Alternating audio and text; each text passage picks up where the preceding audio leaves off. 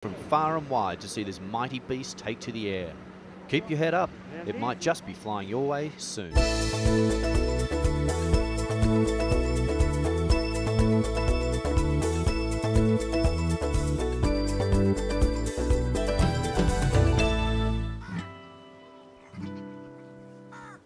It's hot in India, really hot.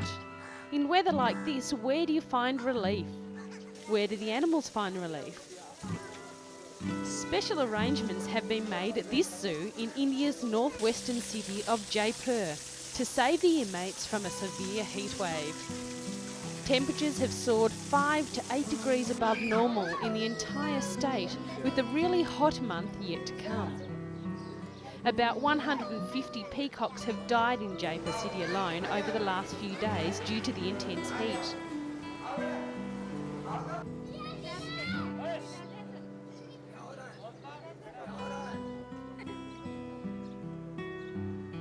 Zoo authorities have been sprinkling water at regular intervals to keep cages cool. Sunshades made of natural reeds have also been installed to protect the animals. The Jaipur Zoo houses tigers, lions, bears and primates, and is also home to water birds and one leopard. One of the visitors to the zoo said they'd also been suffering from the heat. A veterinary doctor has also been called in, and electrolytes have been added to the drinking water of the animals to protect them from dehydration. Visitors have been flocking to the zoo in an attempt to keep out of their hothouses and find cool shade. Unfortunately, this is not the kind of heat you can find relief from, and boy, don't the animals know that. If you came from a climate that was usually covered in snow, this sort of heat would really take its toll. Zookeepers are paying special attention to the animals and trying to do all they can to relieve the heat and keep the animals as comfortable as possible. This is one zoo where the lions don't have the energy to roar and the monkeys prefer to sleep all day.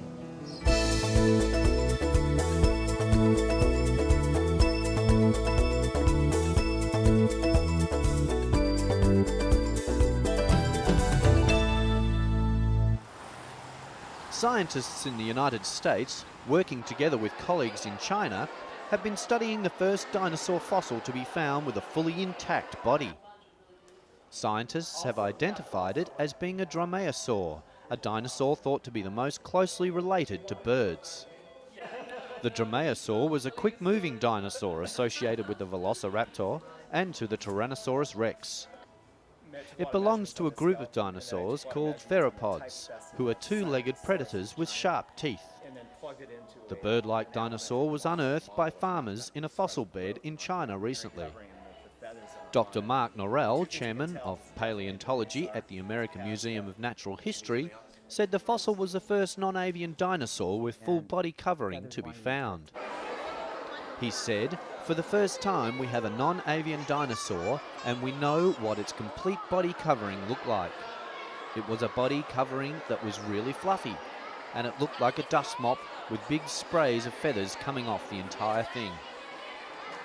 Norell said the dinosaur probably had very bird-like behaviour. He described it as being highly agile, highly active, probably highly intelligent. The dromaeosaur find is the highlight of Norell's career. He was very happy to see it and thinks it is the most exciting thing that has ever happened in his career as a paleontologist. One of the wonderful things about being a scientist is getting to discover totally awesome things like this.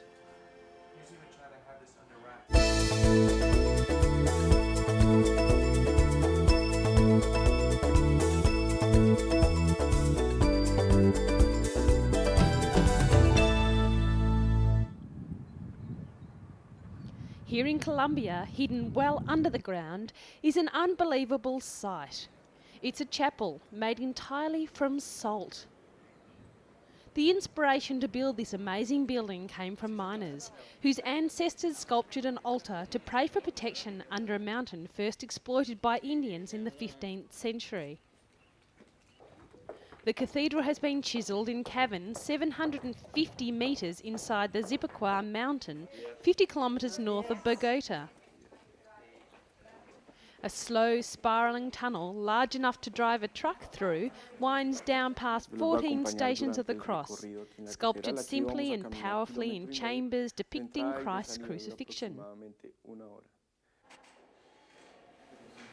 Completed in 1995 at a cost of $8 million, the Catholic Cathedral, which hosts occasional weddings and baptisms, draws 200 visitors a year, making it one of the most successful tourist destinations in South America. More than a religious place, it's also a tourist attraction. I suppose many people come here from all over. It's a very beautiful place. The architecture had a great impact on me and the handiwork that has been done here, said one tourist recently visiting the cathedral. At the end of the tunnel, there's a chorale gallery. Imagine the acoustics you would get from singing here.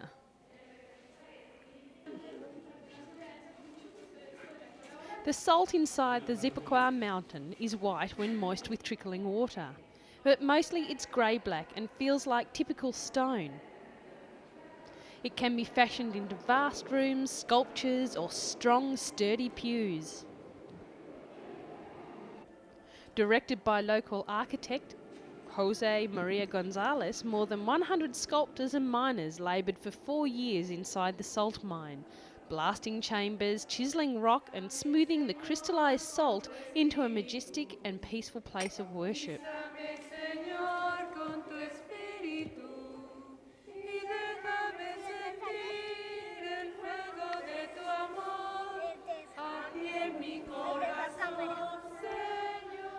David Rincon, a miner who has worked in the deposit for more than 20 years, first extracting salt and now maintaining the church, said the designers created a sense of peace. He thinks it should be listed as the 8th wonder of the world. The town of Zipaquirá, who has a population of about 120,000, earns about $1 million a year from the underground cathedral. It costs $5 to get an entry ticket, but the experience is well worth the visit.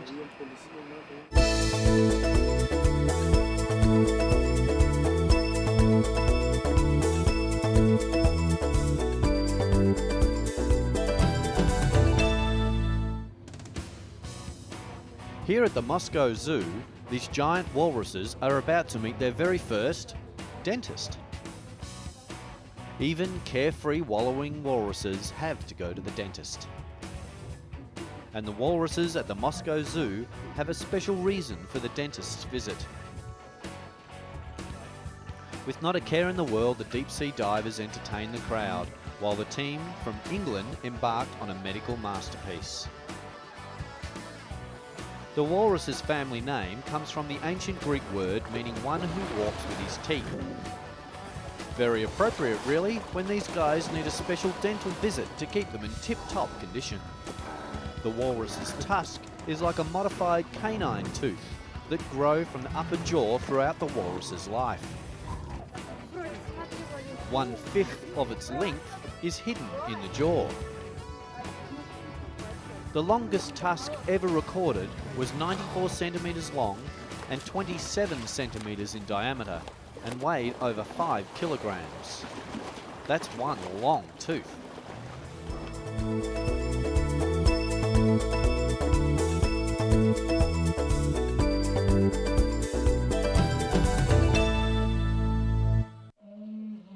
In its natural habitat of the Arctic seas, the walrus uses its tusk to get a grip on the ice when climbing out. In a concrete pool, though, the tusks were getting broken. The keepers fear that the walrus's tusks could become seriously infected and may even threaten their lives. The team of British dentists have volunteered their expertise to surgically remove the walrus tusks, a painful operation, but one that could save their lives. It was time for the big operation. It looks as if they're clambering to get in the door. They're either in a great deal of pain or they just don't know what they're in for.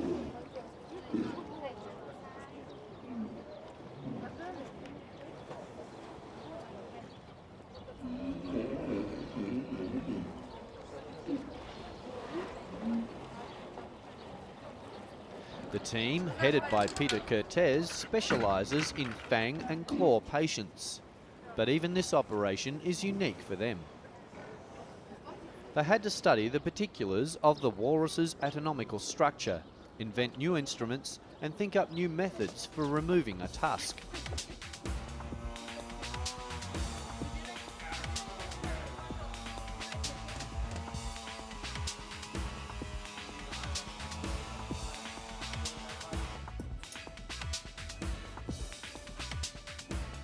They also had to work out a way to safely inject anaesthesia into their patients, who could weigh up to 1.5 tonnes, which is more than a small family car. The dental team was unable to keep their first walrus stable under the anaesthetic and decided to treat him at another time.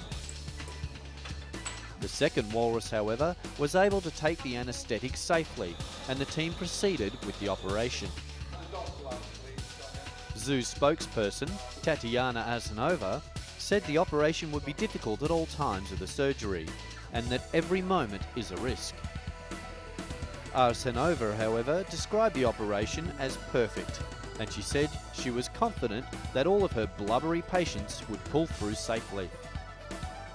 10 walruses will go under the dentist's knife during the operations, which are expected to last a week. In the end, though, chewing fish will take on a whole new sensation. Science, working with animals to create a better, painless lifestyle.